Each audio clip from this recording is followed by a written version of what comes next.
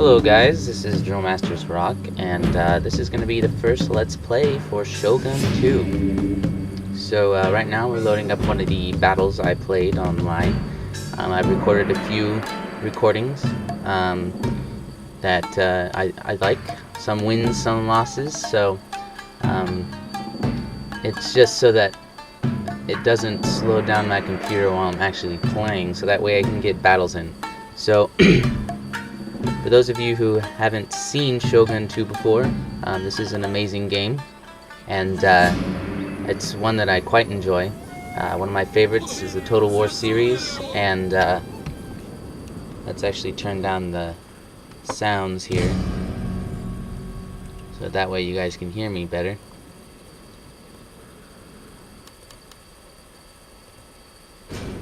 Alright, so first off, you start out and you put your forces. You can set them up however you like.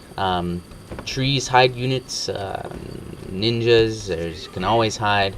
In each battle there are these key buildings. In most battles there are these things called key buildings, and you capture them to make your army stronger, better in different ways. So this is my army. I'm the green army here. You can move your troops however you want. You can position them however you think that they should be positioned. It's an amazing interface. It's an amazing combat system. It's not like any strategy game besides the Total War series. It's kind of jumpy, but okay, cut up. And it has cavalry. It has naginata. If you're familiar with Japanese history at all, or use a lot of weaponry during the war, during the Tokugawa shogunate. Naginata warriors here are good at fighting cavalry and swordsmen, so they're good all-round troops, but they're not as good at fighting cavalry as Yari troops, which is spearmen, or they're not as good at combat as katana troops, which are swordsmen. Our men are running from the battlefield. There's bowmen, and they shoot arrows, and as you can see, this light cavalry unit was just decimated by my bowman's arrows. And one thing about this game is that your units don't stay until they get totally wiped out. There are times when they will run away if they lose a lot of people, if they get a lot of casualties during the game, if they are surrounded. They will run away, because I mean, it emulates real war really well, real combat. I mean, things will run away if they're losing, and they'll try and run away away from your people, so that way they can survive, per se, and fight another day. So this is often what happens: standoff between two armies, and usually one army attacks another, or you try and position yourself so that way you get a better position on another person, because if you attack from behind, the enemy is more likely to run away than if you attack head on. So it's a very strategic and tactical game versus other strategy games where you can just rush your people in and have them go at it, and it would be a completely different game. It's one I enjoy quite a lot. And so here you can see he's charging here with his warrior monks, and Yari troops, especially in Spear Wall, have a lot of melee defense. So that means if they get charged, they have a higher chance of winning the combat if they are defending than when they are attacking themselves. So this is a strategy I commonly use. Have spear units in front, bow units on the sides or in the back, shooting at the people charging, and then I countercharge with katana or naginata, whatever I have. So the spearmen stop the charge of the troops, and then I also get to charge with my troops, so that I get my charge bonus and a melee attack bonus.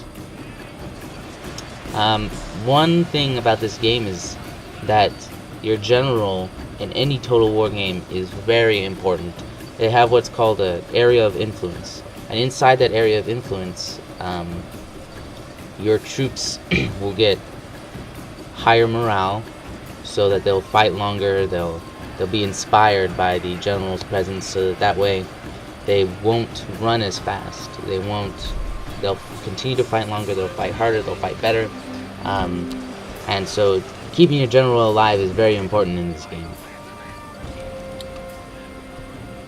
And so you want to try and keep your general out of the range of bowmen or spear troops, especially because they're on horses.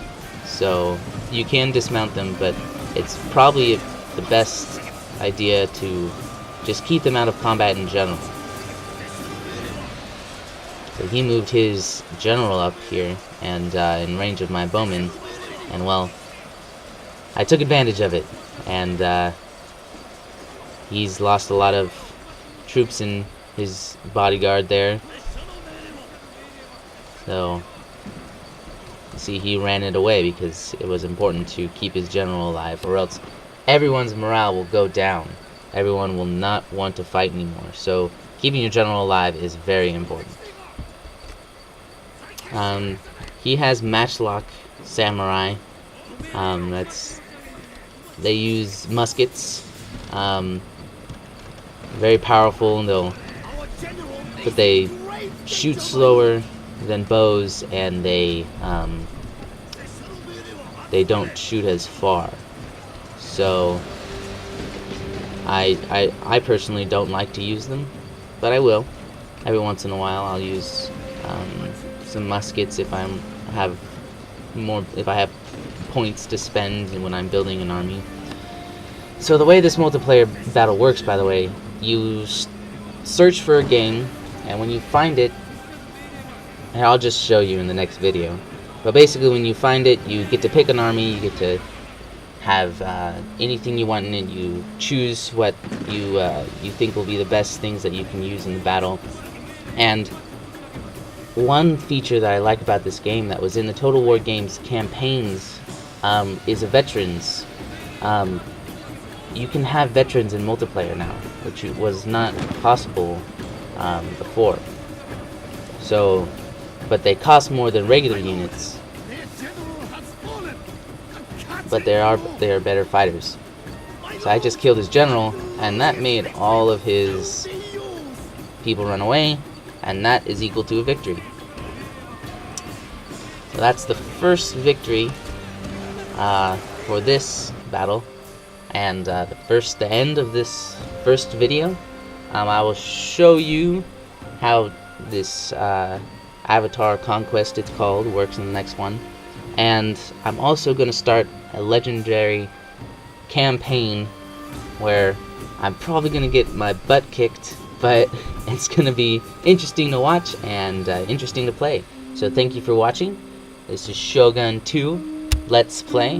Make sure to like and subscribe if you liked this video, and I will see you guys next time.